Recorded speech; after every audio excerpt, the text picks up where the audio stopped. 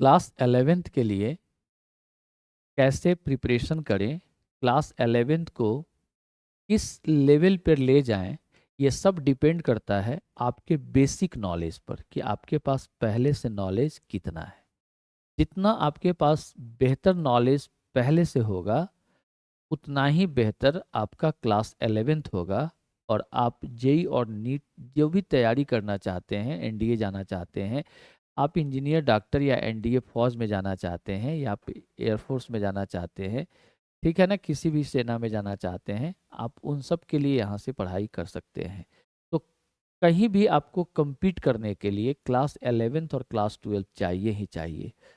अब सवाल ये होता है कि क्लास 11th बेहतर कैसे हो, तो उसके लिए आपका बेसिक्स बेहतर होना चाहिए। अच्छा, एक बात तो बिल्कुल क्लियर है बेटा कि अगर आपके पॉकेट में ज़बरदस्त पैसा है तो आप मार्केट में खरीदारी अच्छा कर लेते हैं। वही वाली बात है यहाँ कि जितना बेहतरीन आपका बेसिक होगा, उतना ही बेहतरीन आप चैप्टर्स की खरीदारी कर पाइएगा। यह बैच इंग्लिश और हिंदी दोनों मीडियम में है, ठीक है। यहाँ हिंदी भी चलेगा और इंग्लिश भी चलेगा, दोनों मीडियम में यह बैच आपका चलेगा। गुड, तो हम स्टार्ट करते हैं। आपका सबसे पहले क्लास 11th में आपको पढ़ना क्या क्या है, उसका सिलेबस समझो और फिर उसका बेसिक्स। तो आइए हमारे साथ, पहले हम लोग सिलेबस को देखते हैं। Syllabus for class 11। क्लास 11 का सिलेबस कैसे कैसे है वो देखिए यहाँ। सबसे पहला, इसमें जो ब्रांचेज है फिजिक्स में, क्लास 11th के लिए जो ब्रांचेज हैं, ब्रांचेज मतलब शाखाएं, ब्रांच मतलब शाखा, भाग। तो क्लास 11th के लिए क्लास 11th में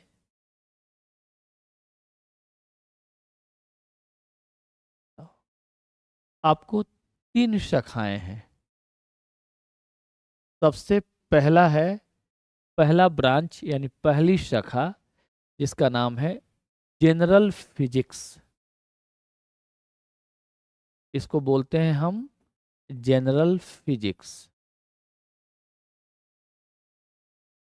जनरल फिजिक्स की हिंदी होती है सामान्य भौतिकी। इसमें आपको टोटल 13 चैप्टर्स पढ़ना है।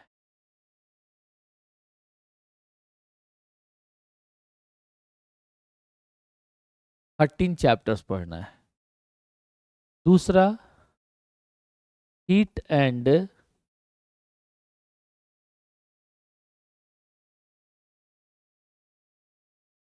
थर्मोडायनेमिक्स। इसकी हिंदी होती है ऊष्मा और ऊष्मागतिकी। इसमें हम लोग 5 चैप्टर्स पढ़ेंगे, 5 चैप्टर, 5 अध्याय पढ़ेंगे। और तीसरी शाखा, जिसका नाम है वेव्स एंड साउंड। इसकी हिंदी क्या हो जाएगी? वेव यानी तरंग और साउंड अर्थात ध्वनि। तो तरंग और ध्वनि, क्लियर है? ये आपकी कितनी शाखाएं हो गई यहाँ पर? तो 3। पहला सामान्य भौतिकी जनरल फिजिक्स, ऊष्मा, दूसरा ऊष्मा और ऊष्मागतिकी हीट एंड थर्मोडायनेमिक्स, तरंग और ध्वनि यानी वेव्स एंड साउंड। यही 3 ब्रांचेज आपको पढ़ना है। और इन ब्रांचेज को, इन शाखाओं को पढ़ने के लिए सबसे पहला चीज बेसिक्स नॉलेज आपको होना चाहिए, ताकि यह चैप्टर आपको कभी परेशान ना करे।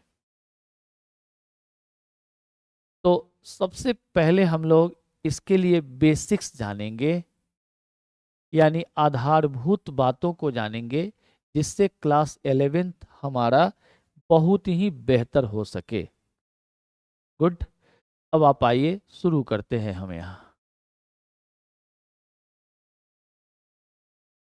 सबसे पहले कुछ हम लोग अब्रिविएशन यानी संकेत देखेंगे, जिसका इस्तेमाल लिटरेचर में हम लोग करते हैं। जैसे I.E. आई से इड और ई से इस्ट, यह लैटिन भाषा में संकेत है। I.E. लैटिन भाषा में आई से इड और ई से ईस्ट होता है, और इसका अर्थ अंग्रेजी में, इंग्लिश में दैट इज होता है, और इसकी हिंदी होती है अर्थात। तो जब भी आपको अर्थात की जरूरत पड़े तो आप I.E. लिख देंगे, सब लोग समझ जाएंगे, आप समझेंगे, सबको ही समझ जाएगा कि अर्थात बच्चा लिख रहा है। नेक्स्ट,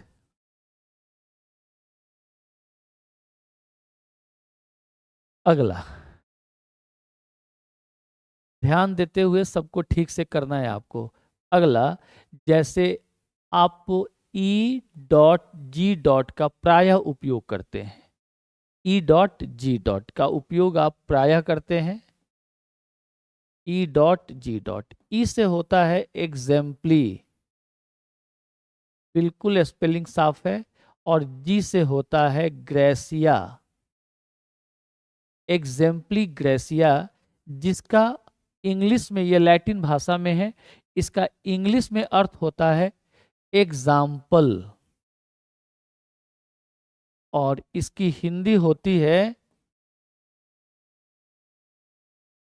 उदाहरण। ये आपका क्लियर हो गया होगा। तो E.G. जब भी आपको किसी चीज का उदाहरण देना हो तो आप E.G. लिख सकते हैं, करेक्ट, बल्कि लिखिएगा ही। नेक्स्ट,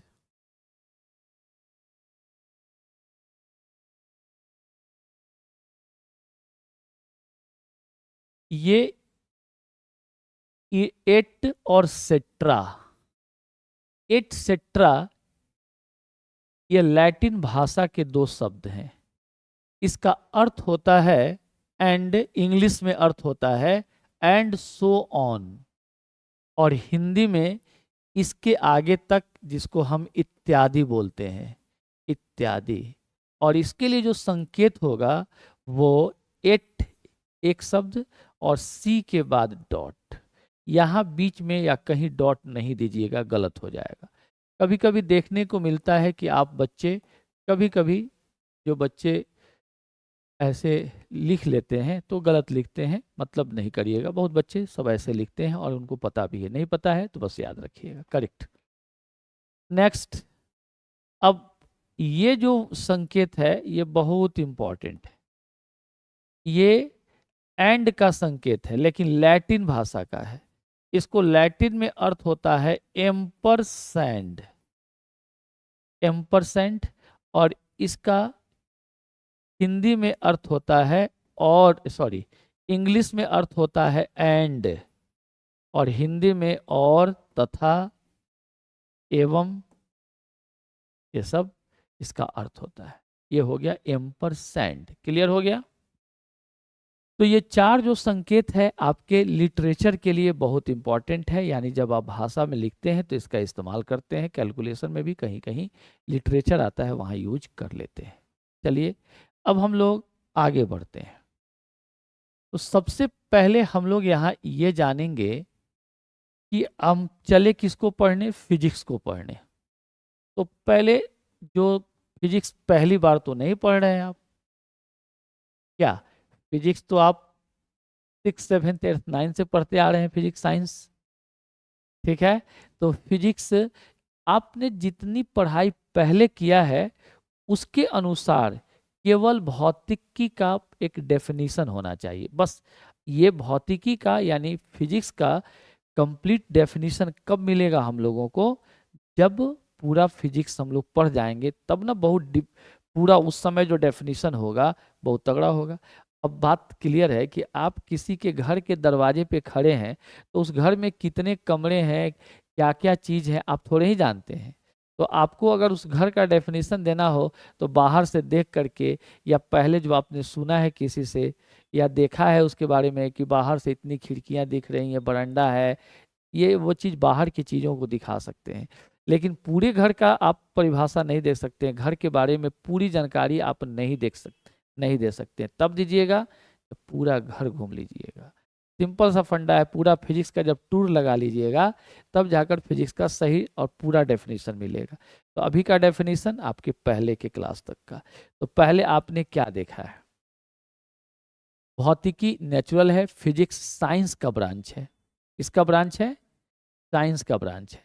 तो physics is the branch of science, एक लाइन कंप्लीट हो गया। अब इसमें हम क्या पढ़ते हैं? तो मैटर यानी पदार्थ पढ़ते हैं और पदार्थ के गुण पढ़ते हैं। प्रकृति के बारे में जानते हैं और प्रकृति में घटने वाली घटनाओं के बारे में जानते हैं। पहले से इतना ही अध्ययन किया, बस इतनी बात अभी लिखो कि physics is the branch of science in which we study about matter, properties of matter, nature and natural phenomena. Clear? तो यहां से आप लिखिए, स्टार्ट करिए। इसका डेफिनेशन लिखिए कि फिजिक्स क्या है। तो physics is the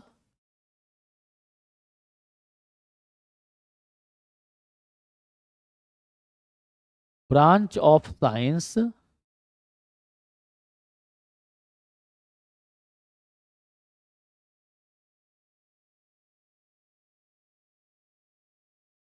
in which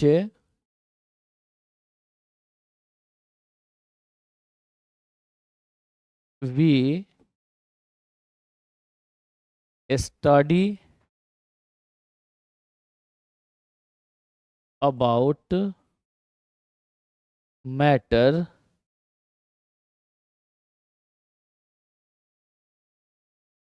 properties of matter, note करते चलो, properties of matter,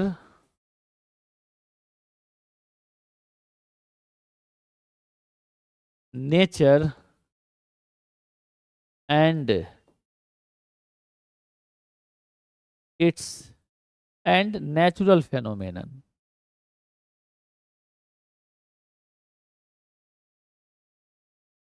Natural phenomenon क्या हो गया? भौतिकी, इसकी हिंदी क्या लिखेंगे आप? भौतिकी विज्ञान की एक शाखा है जिसमें हम पदार्थ, पदार्थ के गुण, प्रकृति और प्रकृति में घटने वाली घटनाओं का अध्ययन करते हैं। क्लियर? ये हो गया फिजिक्स। अब फिजिक्स में पढ़ेंगे क्या? पदार्थ को पढ़ेंगे, पदार्थ के प्रॉपर्टीज को पढ़ेंगे। तो एक छोटा सा एग्जांपल दे रहे हैं। जैसे यह पेन प्लास्टिक से बना है, तो प्लास्टिक इसका पदार्थ हो गया, और पदार्थ से बना यह पेन, तो पेन एक बॉडी हो गया, पिंड हो गया। करेक्ट? समझ बात आ गई? अब इस पदार्थ से जो पिंड बनता है उसके पास प्रॉपर्टीज क्या है, यानी इसके गुण क्या है? तो इसके पास लंबाई है, लेंथ है, इसके पास मोटाई है, इसके पास द्रव्यमान है, इसके पास आयतन है, वॉल्यूम है, इसके पास सरफेस एरिया है, यानी पृष्ठ का क्षेत्रफल है, बहुत सारा चीज इसके पास है। तो अब इसके पास जो है वो क्या है?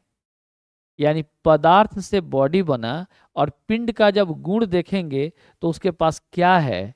लेंथ, ब्रेथ, एरिया, वॉल्यूम, सब इत्यादि इत्यादि बहुत सारा चीज है। तो ये जो चीज है वह इसका गुण है, और इसी गुण को जिसको हम माप सकते हैं, जैसे इसकी लंबाई को माप सकते हैं, इसके मोटाई को माप सकते हैं, इसके क्षेत्रफल को माप सकते हैं, इसके आयतन को माप सकते हैं, वॉल्यूम को माप सकते हैं, इसका मास यानी द्रव्यमान को माप सकते हैं।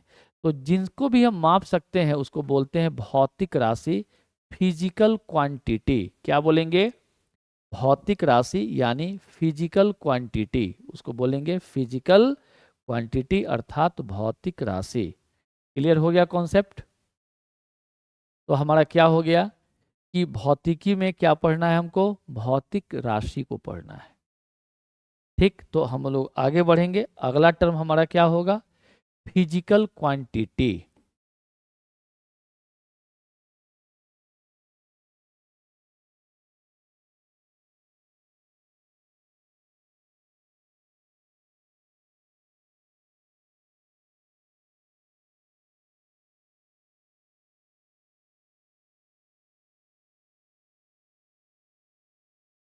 इसकी हिंदी होती है भौतिक राशि। अब भौतिक राशि बेटा किसको बोलोगे सब? जिस राशि को हम माप सकें वे सब राशियां भौतिक राशि कहलाएंगी, जिसको भी माप सको। तो सिंपल सा एक डेफिनेशन है, इसका लिख लेना है कि the quantity which can be measured, the quantity which can be measured is called physical quantity। जिस क्वांटिटी को हम माप सकते हैं उन सभी राशियों को भौतिक राशि कहते हैं। तो हिंदी इसका लिख जाइए, वे राशि, वह राशि जिसकी माप की जा सके भौतिक राशि कहलाती है। क्लियर हो गया? अब इस पर एग्जाम्पल। अब जैसे तुम बताओ, खड़ा हो जाओ, इस बोर्ड को तुम माप सकते हो? तो बोर्ड क्या हो गई? भौतिक राशि। अब बोर्ड को माप सकते हो तो बोर्ड हो गई भौतिक राशि। अब तुम जरा बताओ हमको, तुम जरा बताओ, माप के कुछ बताओ तो।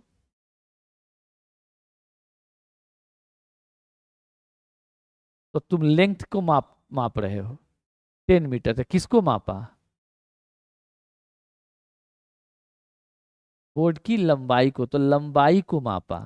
तो लेंथ भौतिक राशि, बोर्ड तो बेटा वस्तु है, किसको मापा? बोर्ड को कैसे माप लेगा कोई?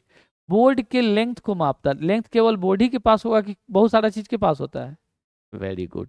इसका अर्थ क्या हो गया कि बोर्ड भौतिक राशि नहीं है। बोर्ड क्या है? वस्तु है। बोर्ड ऑब्जेक्ट है, बॉडी है। बोर्ड के पास जो है जिसको मेजर कर रहे हो वो है लेंथ, ब्रेथ, इसका थिकनेस, मोटाई, इसका वॉल्यूम, इसका एरिया, इसका मास। ठीक है ना? अभी इसका वेलोसिटी 0 है, रेस्ट में है, तो वेलोसिटी, स्पीड, फोर्स, मोमेंटम। समझ गया ना? ये सब फिजिकल क्वांटिटी है। तो फिजिकल क्वांटिटी कोई सामान, बोर्ड, बेंच, डेस्क, है ना, desk, bench, board, bench, desk, ये रूफ, फैन, कैमरा, ये सब फिजिकल क्वांटिटी नहीं है, ये सब बॉडीज हैं, ऑब्जेक्ट्स हैं। क्लियर हो गया? तो हम मापेंगे किसको? लेंथ, ब्रेथ, जो तुम फिजिक्स में पढ़ते आ रहे हो उन सब चीज को, जिसको माप सकोगे। तो एग्जाम्पल में क्या क्या लिखे हम लोग? जैसे बोलते चलो सब, length, breadth, height, area, volume. कितना लिखा जाएगा? जितना फिजिक्स में पढ़ना है सब फिजिकल क्वांटिटी है। Volume, mass, density,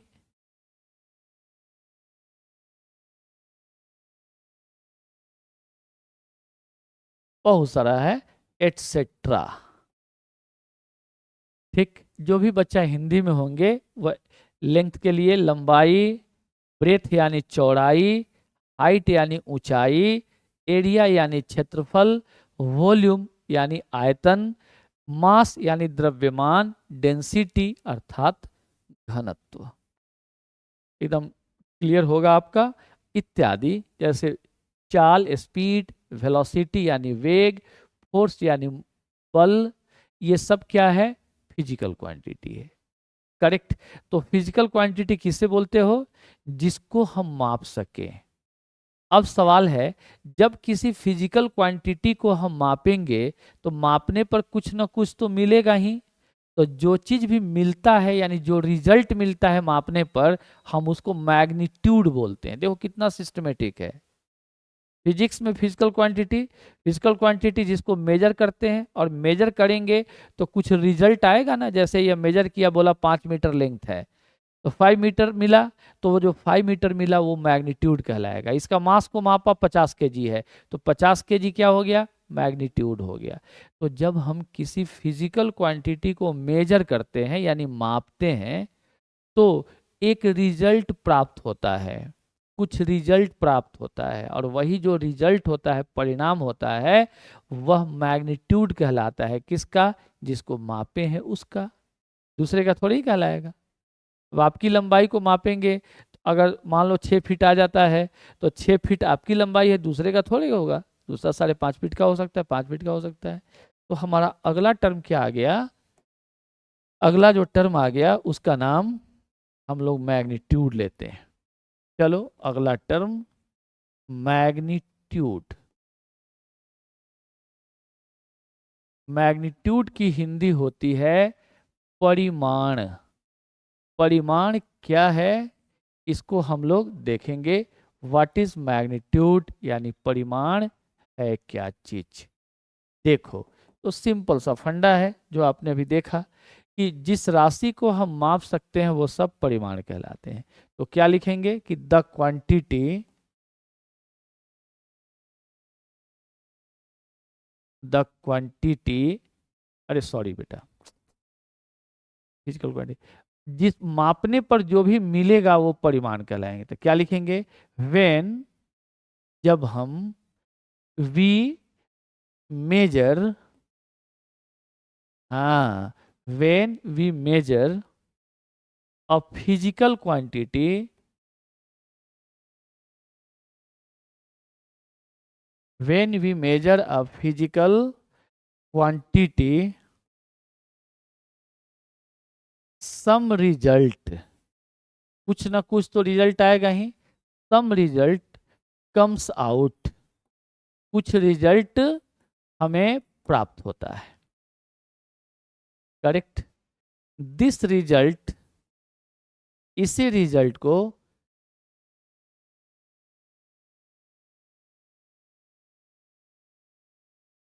is called magnitude of that physical quantity.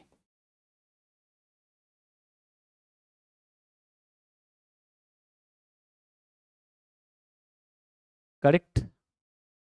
Magnitude of that physical quantity, Hindi में क्या लिखेंगे आप लोग, कि जब हम किसी भौतिक राशि को मापते हैं, तो उधर से आइएगा, तो जब हम किसी भौतिक राशि को मापते हैं तो हमें कुछ परिणाम प्राप्त होता है। उसी परिणाम को उस राशि का परिमाण कहते हैं।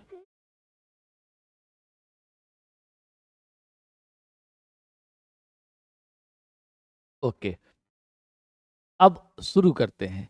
मान लो ये कोई रॉड है, सपोज ये कोई छड़ है, और इस छड़ की लंबाई, लेंथ है इसके पास।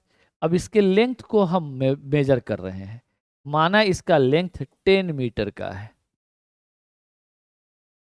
ठीक है। अब इसको समझने के लिए आपको एक एग्जाम्पल तो लेना ही पड़ेगा। पहला एग्जाम्पल आपने लिया, तो यहां पर क्या लिखेंगे? लेट, माना कि लेंथ ऑफ अ रॉड, यानी किसी छड़ की लंबाई 10 मीटर है। अब बेटा मापने पर यह 10 मीटर मिला, तो पक्का ये जो 10 मीटर है यही हमें क्या कहलाएगा? मैग्नीट्यूड। इसी 10 मीटर को क्या बोलेंगे? मैग्नीट्यूड।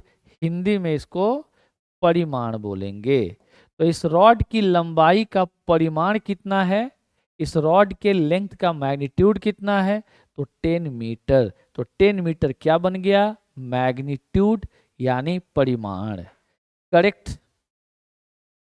आइए, सुबह सुबह का वक्त है।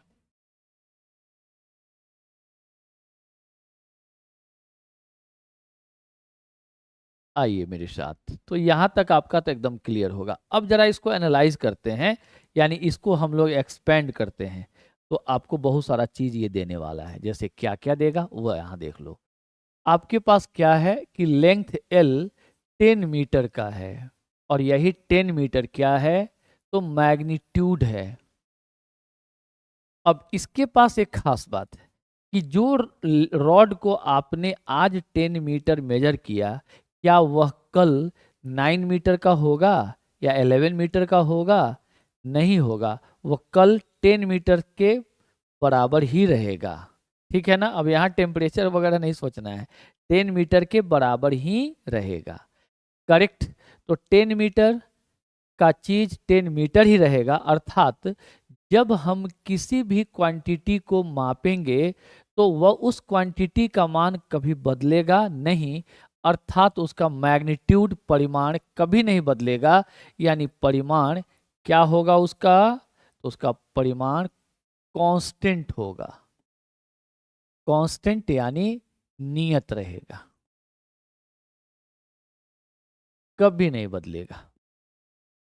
अब यहां पर दूसरी बात और समझो। अब यहां पर जो यह 10 है वह न्यूमेरिकल वैल्यू है, आंकिक मान है।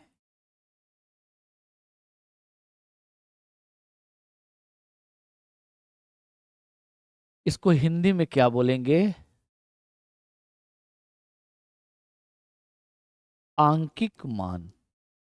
और इसको किससे सूचित करेंगे? तो सिर्फ n से। दूसरा विद्यार्थी, ये जो मीटर है ये तो मात्रक है, इसी से तो मापा हमने। तो इसको क्या बोलेंगे? यूनिट। यानी ये है यूनिट। यूनिट यानी मात्रक। तो यूनिट को हम लोग यू से सूचित कर लेते हैं। क्लियर?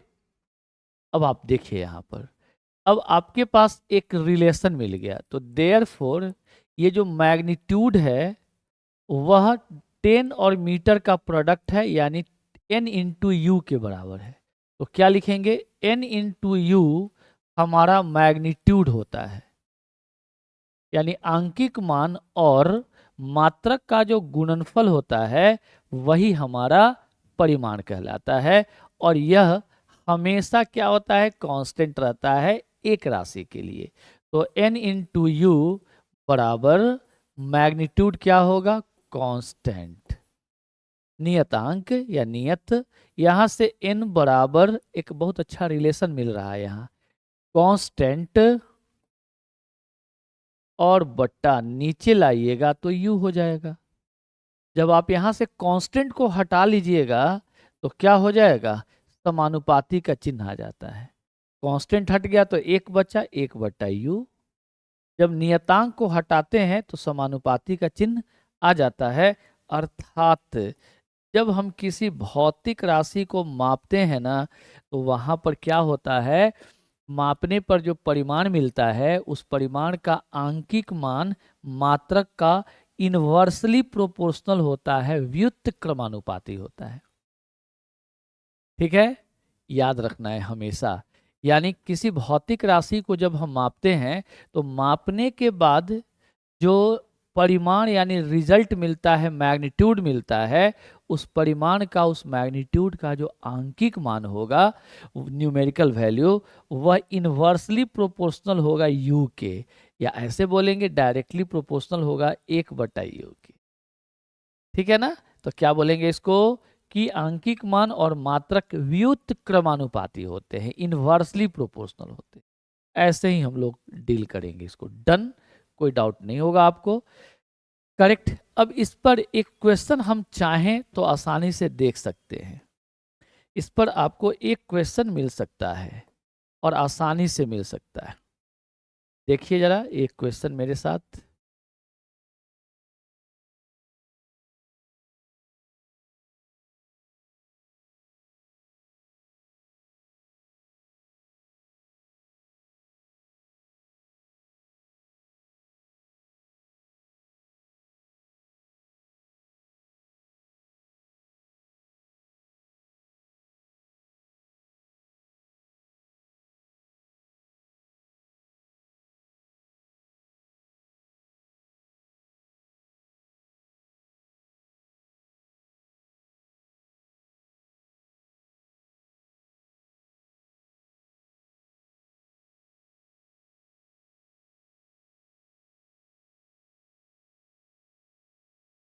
देखिए कुछ क्वेश्चन आपको यहाँ पर दिख जाएगा, हम आपको बताते हैं।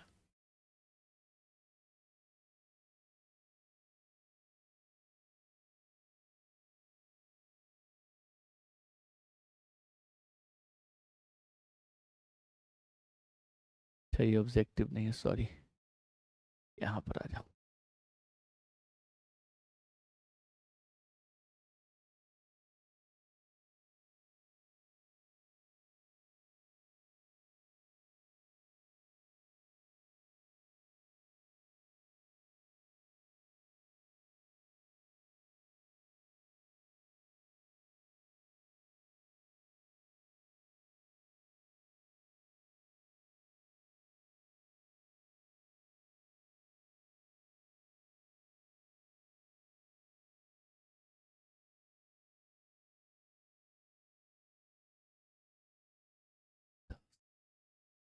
एक क्वेश्चन यहाँ पर तुरंत मैं बताता हूँ, देखो।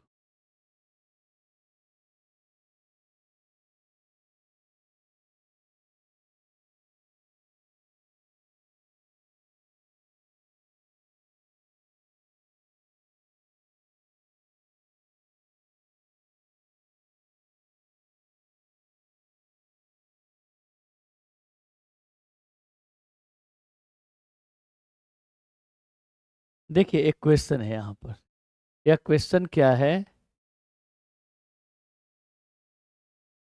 ये क्वेश्चन क्या है, कहता है कि a physical quantity is measured and the result is expressed as या एज n इंटू यू।